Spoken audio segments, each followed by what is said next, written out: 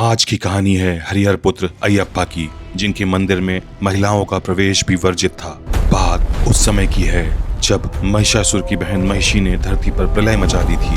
वह धरती पर सब कुछ तहस नहस कर रही थी। महिषी को ब्रह्मा से वरदान मिला था कि उसे सिर्फ हरिहर पुत्र यानी विष्णु और शिव के पुत्र ही मार सकते हैं। उसे लगा वह अमर हो गई है, लेकिन फिर भगवान विष्णु मोहिनी के रूप में अवतरित हुए और उन्होंने शिव जी को प्रसन्न किया और उनके दिव्य तेज से एक दिव्य बालक प्रकट हुआ, हरिहर पुत्र अयप्पा।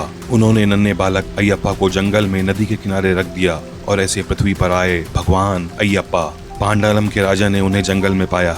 उनके गले में स्वर्ण घंटिका थी, इसलिए उनका नाम पड़ा मणिकंठन। समय बीता, अयप्पा की शक्ति, ज्ञान और तेज देखकर राजा ने उन्हें सिंहासन का उत्तराधिकारी घोषित कर दिया। देवराज इंद्र बोले, यदि यह सिंहासन के लिए रुक गए तो महिषी का अंत कौन करेगा। ठीक उसी समय महारानी बहुत बीमार हो गईं और उनका अंतिम समय निकट आने वाला था। महाराज को कुछ समझ नहीं आ रहा था। तभी इंद्र वैद्य के रूप में महल में पहुंचे। उन्होंने राजा से कहा, रानी की बीमारी अत्यंत गंभीर है। सामान्य औषधि से उपचार संभव नहीं, केवल बाघिन के दूध से ही यह रोग दूर होगा। वैद्य ने कहा कि अपने पुत्र मणिकंठन को इस कार्य के लिए भेजिए। इन सब चिंताओं से दूर अयप्पा अपनी शिक्षा और भक्ति में विलीन थे। लेकिन जब उन्हें अपनी माँ के बारे में मालूम चला तो उन्होंने पिता से कहा, यदि मेरी माता की रक्षा इस दूत से होगी तो मैं उसे अवश्य लेने जाऊंगा।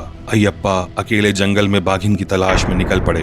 उसी समय भगवान इंद्र प्रकट हुए और बोले, तुम्हारे जन्म का कारण है महिषी का अंत। तब इंद्र ने बाघिन का रूप धारण किया।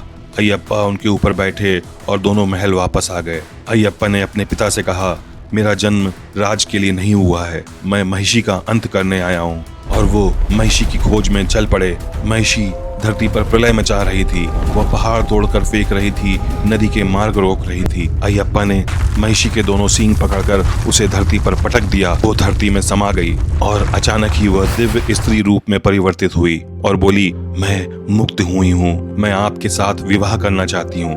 अयप्पा बोले, जब तक भक्त मेरे दर्शन को आते रहेंगे मैं ब्रह्मचारी रहूंगा, और जब भक्ति रुक जाएगी तब मैं तुम्हारे साथ विवाह करूंगा।